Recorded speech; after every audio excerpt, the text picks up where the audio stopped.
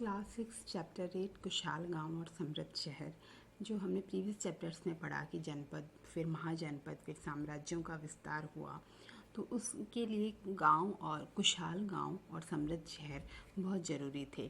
क्यों ज़रूरत थे? क्योंकि जो साम्राज्य जो थे, महाजनपद थे, जो बड़े बड़े जो क्षेत्र थे जो राजाओं के जो नियंत्रण में, तो उनकी व्यवस्था के लिए उन्हें बड़ी संसाधनों की ज़रूरत होती, उन्हें बड़ी सेना की ज़रूरत होती।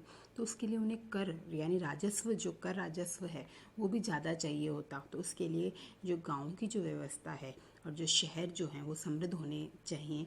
यही सब इस चैप्टर 8 में बताया गया है कि उस टाइम पे किस तरह का ग्रामीण जीवन शैली थी, जो शहर थे उनमें क्या व्यापारिक केंद्र रहते थे। ये सब हम इस चैप्टर में पढ़ेंगे।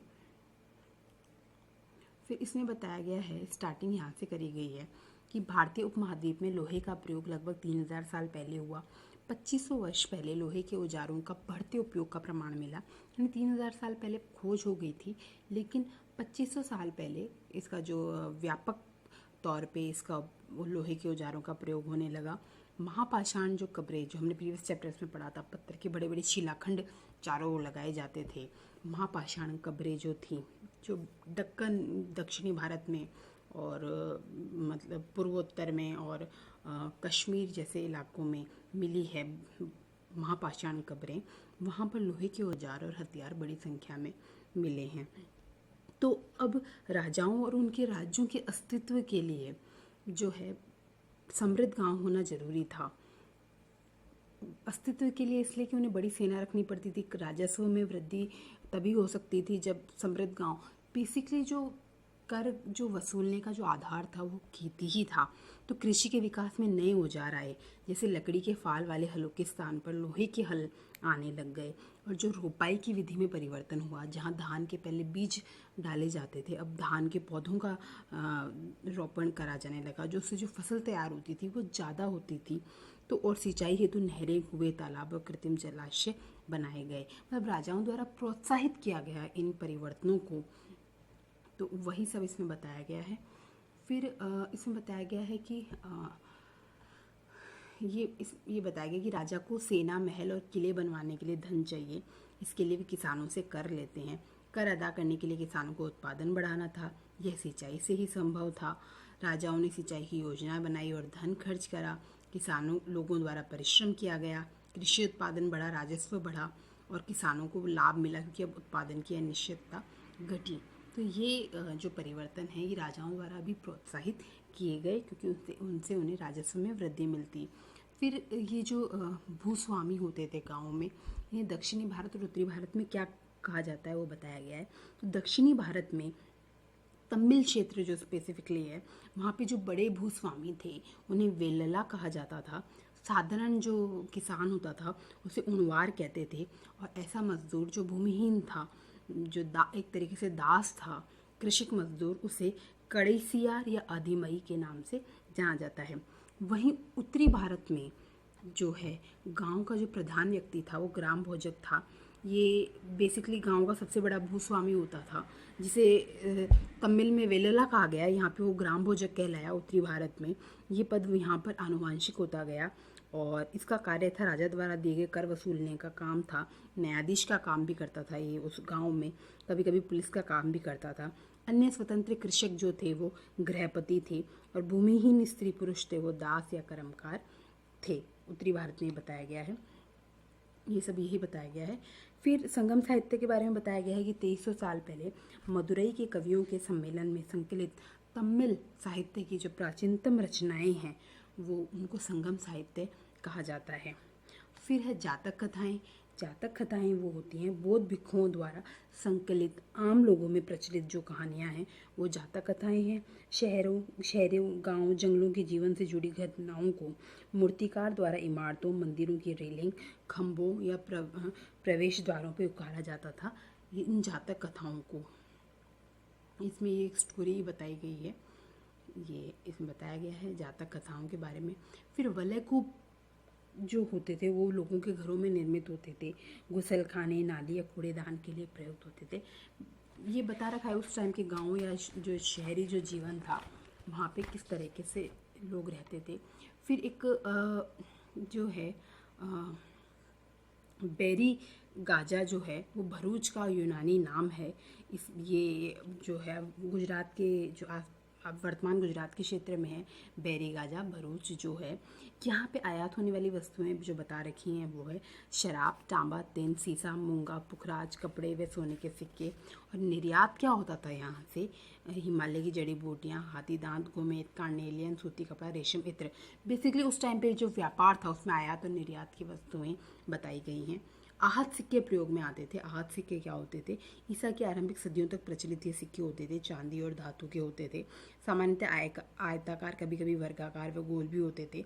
धातु की चादर को काट कर या धातु के चपटे गुलिकाओं से बनाए जाते थे। इन सिक्कों पर चिन्ह जो है वो ठप्पे से बनाए जाते थे, इसलिए इन सिक्कों को आहत सिक्के कहा गया। चांदी या तांबे के होते थे।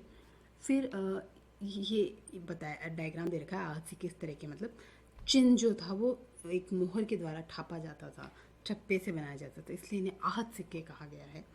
फिर इसमें ये एक कविता दी गई है, संगम साहित्य की कविता। इसमें बताया गया है कि व्यापारियों द्वारा धान के बदले नमक का विनिमय किया जाता था।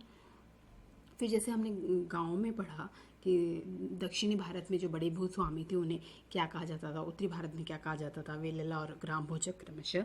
उस तरीके से जो नगर हैं उस टाइम के कौन कौन से प्रसिद्ध नगर हैं, तो मथुरा बताया गया कि 2500 साल पहले से भी एक महत्वपूर्ण नगर के रूप में उभर गया था। कारण ये यातायात और व्यापार के 2 मुख्य रास्तों पर स्थित था।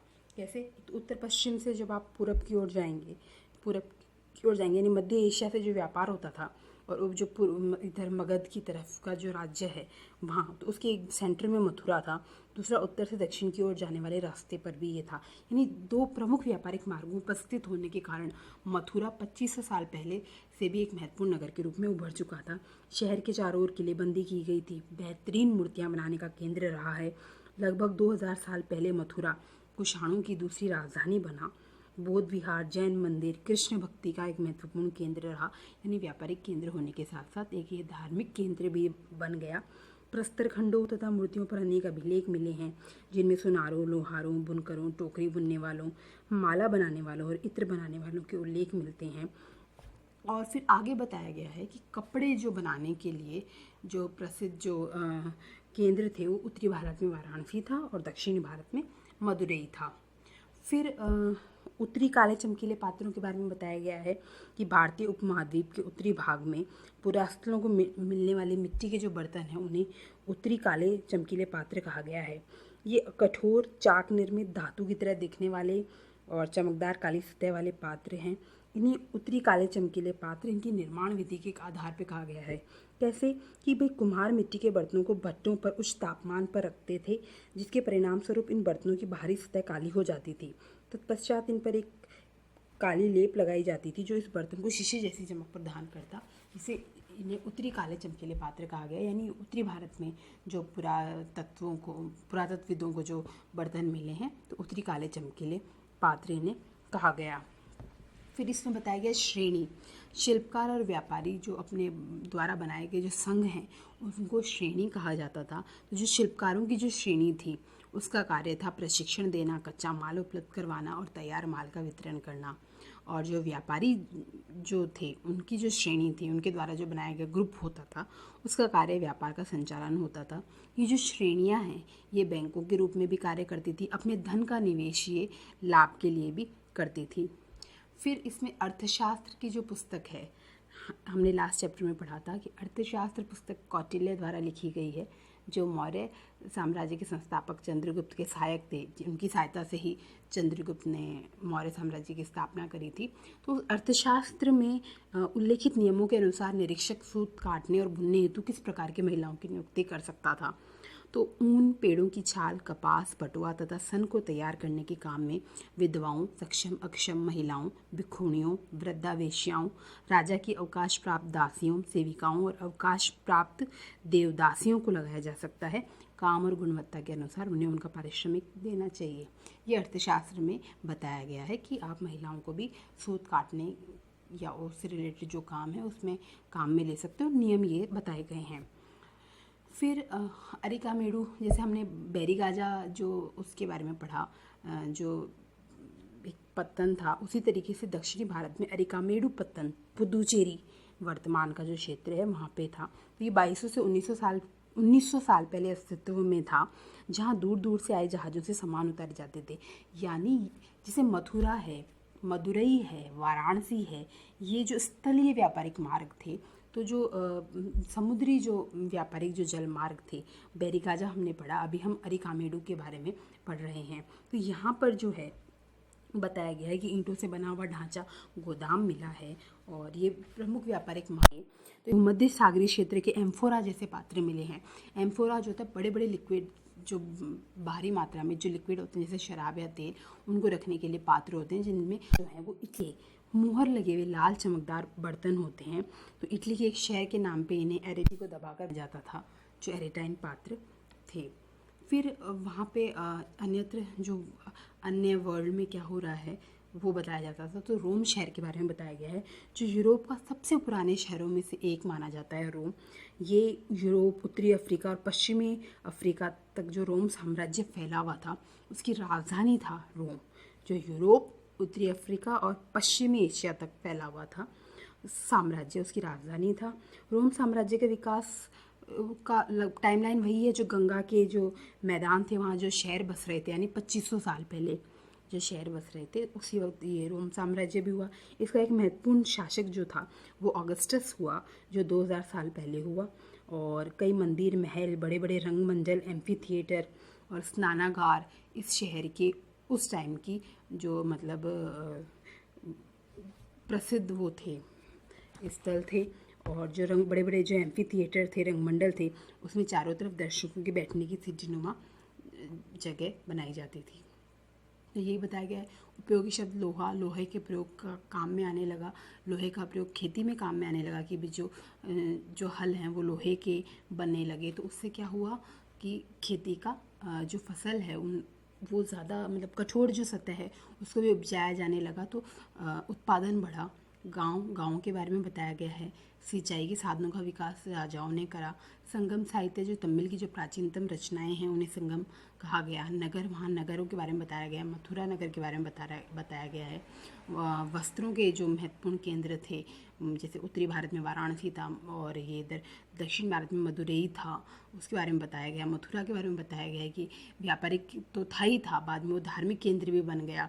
नगर बताए गए हैं, वलयकूप बताए गए हैं, गुसल खानों को उसके लिए जो प्रयुक्त होते थे, पत्तन बताए गए हैं। बैरिगाजा और अरिकामेडू के बारे में इस चैप्टर में बताया गया है। श्रेणी जो थी, शिल्पकार और व्यापारियों द्वारा बनाए गए जो संघ थे उनको श्रेणियाँ कहा गया है। तो उपमहाद्वीप में लोहे की शुरुआत 3000 साल पहले हो गई। बढ़ोतरी जो हुई लोहे के और जो आज सिक्के हैं, दोनों की टाइमलाइन लगभग सेम है, 2500 साल पहले। संगम साहित्य की रचना की शुरुआत 2300 साल पहले बताई गई है। अरिकामेडू पत्तन जो पुदुचेरी में है, 2200 तथा 1900 साल पहले अस्तित्व में था। ये मिट्टी के बैरिटाइन पात्र भी वहाँ से मिले हैं। कहाँ से? अरिकामेडू।